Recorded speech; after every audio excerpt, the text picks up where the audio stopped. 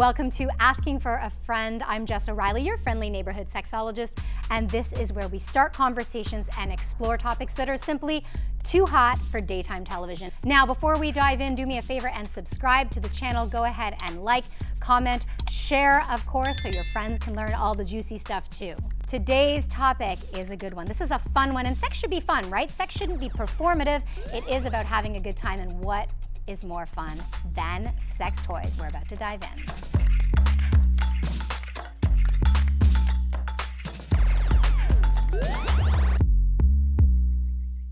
And here to talk sex toys, I have two fabulous guests. First, I have Lorraine Hewitt. You are an amazing burlesque dancer as well as a sex educator that I think I learned from you before I even got into this field. Oh, that's so wonderful to hear. Yeah, I'm so happy you're here. And we have something just a little extra over here on my left, Tim Lagman, who spills the tea regularly. All tea. I will spill it everywhere. Oh dear. Okay, that's a promise. That's a promise. Okay, let's talk sex toys and first experiences.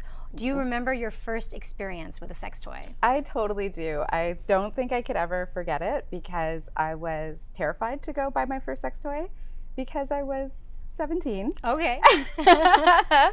And at the time, I was having fun with another person, but I wasn't having as much fun as I wanted to be having. I wasn't having like orgasms. Okay. And, tried different things. Mm-hmm. And the person I was with suggested that I go get myself a vibrator. Okay.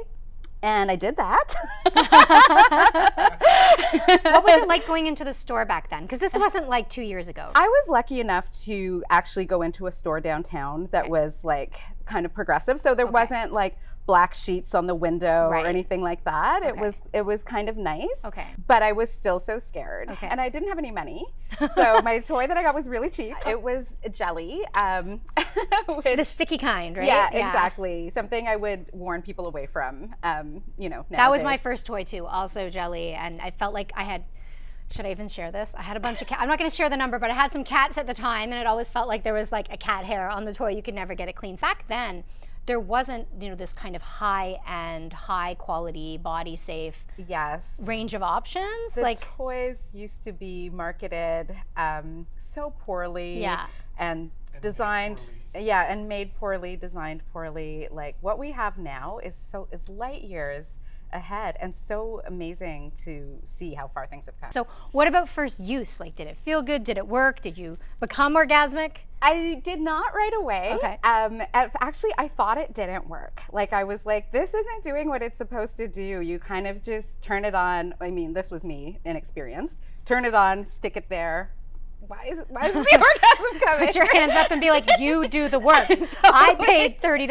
Yes, you do the work. Exactly. So I kind of put it away for a while. Okay. A few years later, I was with a different lover, and he asked if I had any toys. And I said, well, yeah, I've got this one, but it doesn't really work. He's like, oh, let me see. And all of a sudden, it worked. Okay. We want to know more about what you think about sex toys. So Alice in Chains took to the streets to hear more from you.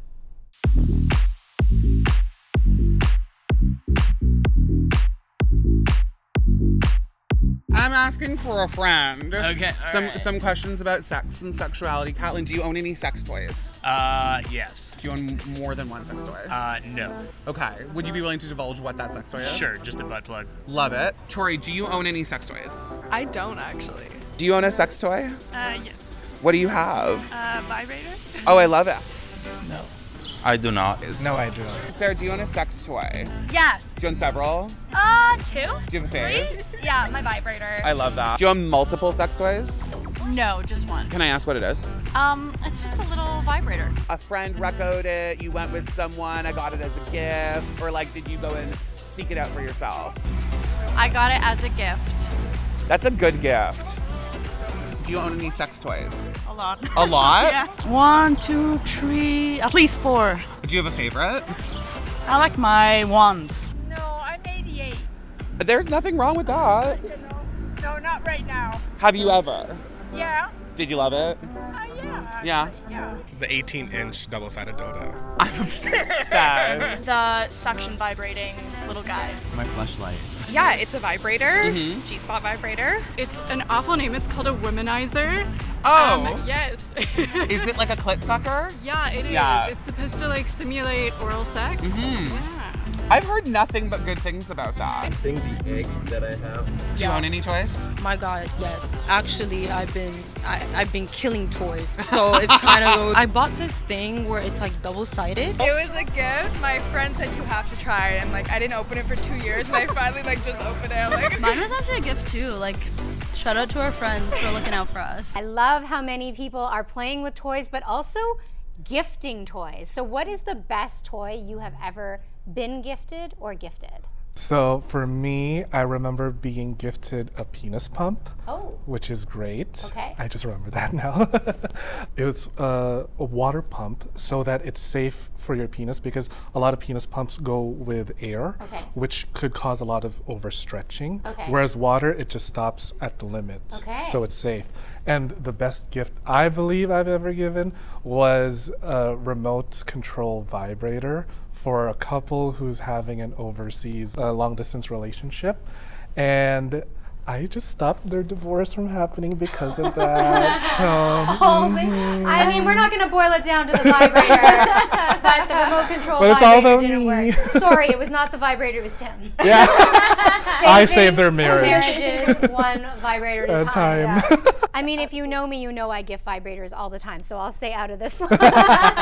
What's the best gift you've ever received or given? Because I know you give out vibrators too. Yes, We're I in the same definitely. field. Yeah, I've definitely given out lots of vibrators. I think the best sex toy I ever got though was actually a pair of baby pink wrist cuffs for bondage. Okay. And those were great. I used them for many years on me, on others, and you know, it just introduced like a whole new thing to me when I got those. So I loved it. I love it. I think we used to be really private about sex toys, right? We would hide them away. You didn't want to like anyone to find them. There is so much shame attached to sex toys. Is that something you experienced, or you've had partners who have expressed shame? Yes, as a recovering Catholic, yes. I would hide not just toys, but I would hide lube. Because I thought that was a little bit shameful, because Right. I thought that I shouldn't be a sexual being. I shouldn't give in to pleasure because I was brought up to think it was sinful. Right. But, you know, as time goes by, I just surrendered to it. Sorry, I look at you became- now. Because I just got to say that Tim rolled up with a suitcase of sex toys. So you've dealt with that shame Yeah. and really overcome. I was nervous, but I wasn't ashamed, Okay. thankfully.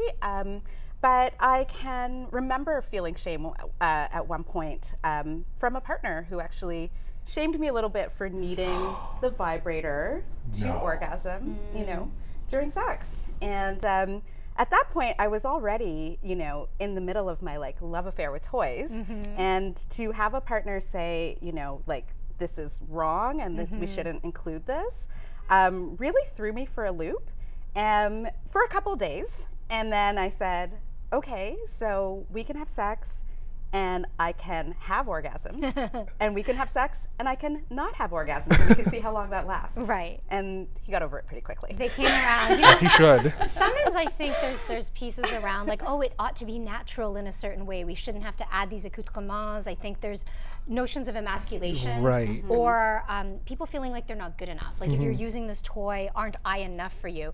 But these are just enhancements, right? They're ideas to, and they broaden conversations. I find that the mere presence of a toy gets people talking about what they like, what they don't like, their boundaries, all of that.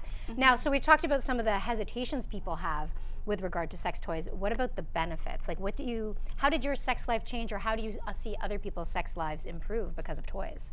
Well, it changed me so much because I started to really explore my body and, you know, what it could do for me, what I could do with it, how it responds to different kinds of things. And, you know, toys allowed me through periods when I was partnered or single to just really like have a love affair with myself. And become my own best lover. I love that connection between using toys and just feeling more confident, more connected to your body. So how else have sex toys or furniture or bondage really helped you, either in your sex life or just with your overall sense of self? Well, as a perfect example, I have one of my many lovers.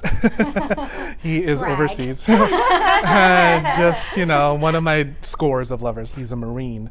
So the only chance that we have to connect is through a remote control vibrator. So when he's like out at sea and then he finally gets to get some cell phone signal, he'll be like, hey, Tim, do you want to have a little bit of a quick session? I'm like, okay, and I'll be at the grocery store and have my remote control butt plug in there, and then just shopping for soup and chicken and. I love chicken soup. I just really love vegan version of chicken soup. I want more eggs. For me, it's a way to stay connected, and it just helps to know that he still thinks about me even when he's so far away. And I just feel like a little tiny princess when he gives me the best orgasm at the grocery store. Yeah, they really inspire playfulness, and that playfulness is what keeps things exciting in a longer term relationship. So we've been talking sex toys, but people can also see that we are surrounded by sex toys. These were sent to us by TSC because they sell, of course, the best and the greatest. So if you had to pick a toy from this bunch for a newbie, somebody who's just starting out with sex toys, what would your pick be, Lorraine? Well, I would pick this lovely Layla wand over here, actually. Not because it was closest to you? And not because it matches my outfit.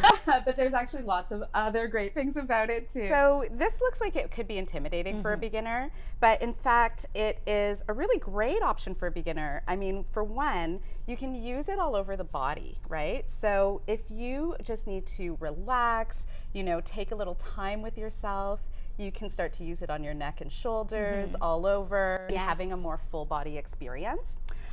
Also, it's got this really nice broad head. So it means that the vibration, even though it'll be strong, is going to also be sort of diffused. And that's really great. A lot of times people go for really tiny vibrators right away. And sometimes they find that because they're so small and so focused, it's almost an irritating sensation for some people. So I think this might work better for a lot of different people. Any gender can use a wand, which I love as well. I love this wand so much. Also, it's kind of beautiful. It is. And it's very such a pretty design. Silky smooth. All right, I see you reaching. Tim. Which is the toy you would pick? What this is a prostate massager that also vibrates. Okay. And I picked this because I noticed that a lot of guys, when it comes to sex toys, if I put something up my butt, does that make me gay? Does that make me a girl? No. You're welcome. You're welcome. I would love more gay men, right?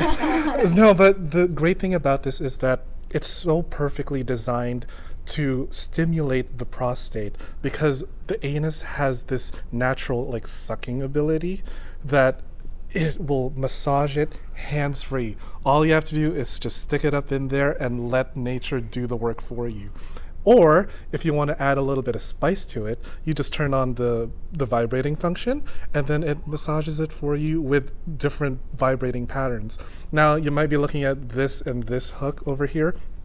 This will help stimulate the base of the spinal cord, and it gives you that nice tingly sensation that you go, and this one goes right into your perineum. So you're getting stimulation from 3 different ends, which gives probably one of the most amazing orgasms I've ever had without the use of man. Okay, I'm reaching for my pick from the bunch. So this is the Womanizer Premium. You love this one, right? It's so great. I love it. Anybody who's ever used this is a huge fan. And they are not a vibrator, and they are a clitoral stimulator, but the way it works is that it's indirect stimulation of the clitoris. So this area here fits around the head of the clitoris, and then it releases these tiny changes in air pressure. It's sort of like a wave-like motion, and it creates a sensation that I will describe as a cross between sucking, pressing and pulsing, and vibing, and it sort of feels like oral sex. And this one actually launched with an orgasm guarantee. I will say that even if it is designed for clitorises, I have one. I use it for my nipples. Yes, yes. So you don't have to have a clitoris to enjoy the Womanizer. Yeah, and clearly people love this one, right? You're talking about it on the streets, so the Womanizer is a popular brand. All right, we have a whole bunch of other toys here. We have a couple, so we talked about one for the prostate. We have another one for the penis there. Yes, this one is the Tenga Masturbator. So how this works is you get rid of the base, and it's such a convenient base too because you can just leave it there to dry. You grab your toy, you get from the top, open it up, and then look at all these amazing beads, these balls. Clamp it on. And just lube it up, clamp it on, snap that penis shut like a fly trap. No, so you leave a lot of lube in there, and then once that's all lubed up and ready to go, insert the penis right there and add some pressure onto it because the sides are pressable. That's one of my favorite ones. Oh, for yeah. Sure. So we're gonna look at ones for clitorises. This is more than a clitoral toy, right? Oh yeah, this one can also be inserted vaginally at the same time. So for folks who are looking for that dual experience, the sense of fullness in the vagina as well as clitoral stimulation, that's amazing. And because this is posable and because you can kind of put your thumb on this part and move it around, and it's got such a broad surface area, it is gonna fit a lot of people really well. And most people tend to use this one in more of like a rocking motion. Yes, right? Yeah, So that's it's why more... it's got that lovely bowed shape, right? Yes. So that you can press up against the front wall of the vagina with it. What's also awesome is that you can control where the vibration actually happens because there's two motors. There's one here and there's one here. And so sometimes you might actually not want the vibration internally, just on the clitoris, and you can control it so that it just gives you what you want. So cool, such cool toys. Actually, I'm gonna show you another WeVibe toy. This is so novel. I think it flew off the shelves when WeVibe first came out with it. It's called the Moxie. It is a clitoral vibrator, but it can be worn in so many different ways, even if you don't have a clit. And you wear it inside your underwear, and then this tiny little magnet goes on the outside to hold it in place. So you can actually, and then it's held in place. Oh my God. Right? Yeah. And it's so unobtrusive. I totally remember the old style remote vibes that were like a giant like battery pack almost. Yeah. Steam powered. I am a robot. Meep, and so this one also can be controlled remotely via the app. So this is a really fun one if you're going to a meeting or you're going to a party. And it's so great. I mean, you can definitely use it for clitoral stimulation if it's more to the back, but you could also sort of turn it around so that the edge is more towards your butt and get some nice butt vibes too. So this one is also for couples. This is the WeVibe Chorus. I think you've sold many of these over the years and gifted many of these. Yes. So this one is designed for penile vaginal intercourse. This small arm slides inside and the big arm stays on the outside. And then the idea is that you can insert a penis or the object of your choice down below. So this arm is very thin, so it's not taking up too much space in the vagina, but it is stimulating that G zone internally and the clitoris externally. Excellent. Okay, now you brought a toy. You have a anal dilator, or is it a butt That's plug? correct. This is an anal dilator. So the problem with a lot of butt toys is that when they're sold in sets, they jump so far in diameter. So you got like a small, medium, and a large, and there's nothing in between. And what this does is that you shove it in your butt or gently push. And this key allows it to dilate at millimeters. So I'm going to turn it, and then if you can take a look, it's slowly increasing in girth. And then you can just go back down to your basic size. Excellent. It's great. I love it. this one. Okay, what have we not covered here? Oh, the WeVibe Pivot? Yeah, absolutely. So this is a penis ring, and it stretches. Yeah, it looks small. People are always worried, but like I can put it on my wrist. Yeah.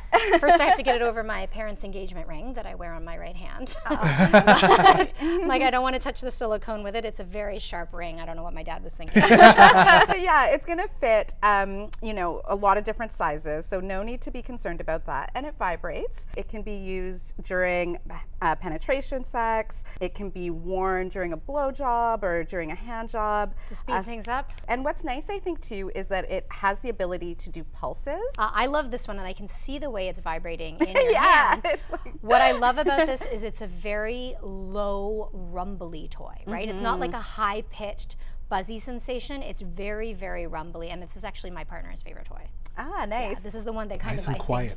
Yeah, quiet, subtle, but it can be very powerful. And this is double-ended, hands-free vibrator. And so you can use this in so many different ways, and I think that's an important piece with all the toys. You don't have to use them. They don't care what parts you have. They don't care about your gender. They're not like, no, I'm for the clit. Yes. They don't care how you use it. Yeah. So this could be designed for two people to play with, but I love this one because it's flexible, right? It's bendable. And so if you have any issues with arthritis, any issues with reach, any issues with flexibility, it can be a really fun one to use. And you can use this one that's curved and bulbous, or you can switch it around for the straighter version if you prefer. You get two different ends to explore. You also get some bunny ears, right? And these perfect for clit targeting. Yeah, absolutely. These have proven themselves to be beloved. Apparently, yes. That was a big popular one. Oh, I love it. All right. And of course, this is just the tip of the iceberg. Tim, do you have something over there? Yes, it's more look like at sex here. furniture than sex toys. Tell us about it. So when it comes to sex furniture, we think slings, we think handcuffs. This here, it's bed restraints. Okay. Yes. So what this does is that you put it under your mattress, and then over here are the wrist guards and the ankle guards, so that you can just pull it out from under your mattress and then start if you're into submission play, and then that's it. It just goes under the mattress, and then it's so discreet that if you have guests over, you just shove it in there. None will be the wiser. Unless they're the type of guests you want to invite. That's a different thing. And what's the big one? This is basically a portable sling. Okay. How this works is you put the pillow under here. Okay. You shoot your legs in these straps, allowing you to be in an open-legged position. But those straps get a lot longer, right? Yes, they are perfectly adjustable and they are soft in material. Let me ask you, why would people want to use a sling like this?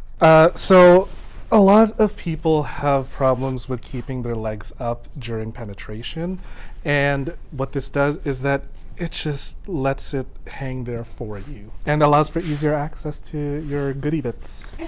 Very good. This is just the tip of the iceberg when it comes to sex furniture, right? There's a plethora of options out there. You can choose from stools and swings and benches and harnesses.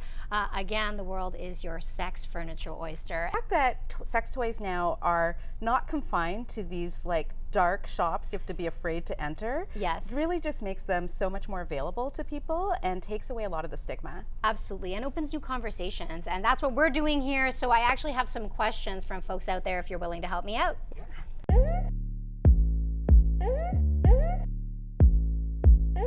Maria says, help, I'm addicted to my vibrator. What do I do? Well, I would first of all say you're not addicted to a vibrator. You can't become addicted to a vibrator. What you may be finding is that you really like using your vibrator and that it works for you when you use it. You know, it is wonderful to have sexual variety though, right? So you can use different kinds of toys, you can masturbate in different ways, and you can play with partners in different ways. And it is great to always be building different pathways to pleasure. I love the way you frame it as, well, it sounds like it works for you, and if something is working, you don't have to fix it. Okay, we have some more questions here. We have one from Dana. Dana wants to know, is my sex toy taking away from my opportunities to find a real penis/partner? I want a real penis/partner. All right, well, you have a lot of partners and a lot of toys, so tell me about this. As someone who has so many sex toys and someone who has so many partners, it's not taking away at all. If anything, it just opens up your sexual experience to a plethora of experiences. Just because you have a sex toy doesn't mean that you no longer need that human part of sex, you know, the intimacy. Because a toy is not going to give you the intimacy that you need. Or conversation, Exactly. or snuggles, or the aftercare. make you a sandwich when you're hungry. Exactly. Right? And I mean, a toy actually, you know, for some people might raise their standards for a partner, because if you know that you can do a good job for yourself, you're going to say, you know what, you got to put in work. Right? Are you as good as this toy? Okay, we have another question about introducing sex toys. So, Sam says, how do I introduce sex toys to my partner because I'm afraid it might offend her? I'd like to weigh in on this. So number one, talk about sex regularly, not only when you want to try something new or when there's a deficit. And then I have a super simple kind of 3-point model for introducing something new. And it may sound formulaic, but you kind of tweak it and make it your own. First, start with the positive, like, oh, I love the way it felt last night, or I love that thing we did on Saturday. Second, make space for them to share, like make an inquiry. So you might say like, oh, how did it feel for you? And then zip it and listen. Some of us have to work on that. And then 3, you make your request, right? You know, I saw this video on sex toys. How would you feel about that? So start with the positive, make an inquiry, and then make your request. We have a question from Karen as well. Karen says, I'm 24 years old. I live with my parents. A few days ago, they cleaned my room, lucky girl, and my vibrator has gone missing since. How do I talk to them about getting it back? I mean, isn't it only fair to take something of theirs that they really like and then do a tradesies? They're like, oh, where's my favorite pair of shoes? Let me take your car. Where's my double-ended dildo? What do you say to Karen? I think if their parents are bold enough to take it, then you can say to them, you know, something went missing from my room, because they know what they did.